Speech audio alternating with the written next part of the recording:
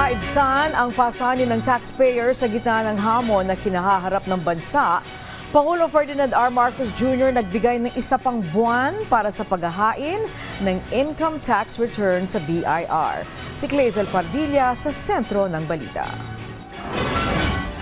Pinalawig ni Pangulong Ferdinand R. Marcos Jr. ang deadline o hangganan ng pagsusumite ng taunang income tax return o ITR.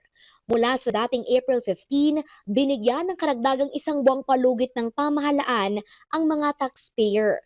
Hanggang May 15, maaring maghain ng ITR nang walang penalty o multa.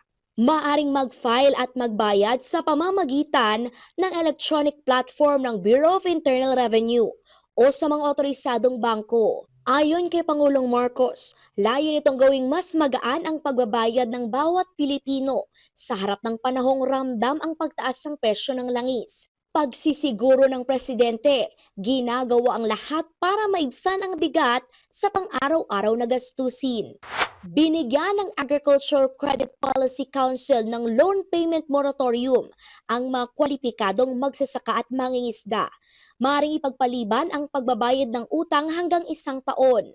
Nais ng ACPC na mabawasan ang problema ng mga magsasaka at mangingisda na nagdurusa sa mahal na presyo ng petrolyo. Hinikayat ng ahensya na magsumite ng aplikasyon para sa loan payment moratorium sa kanilang mga lending conduits sa pamamagitan ng sulat o email. Clazel Pardilla para sa Pambansang TV sa Bagong Pilipinas.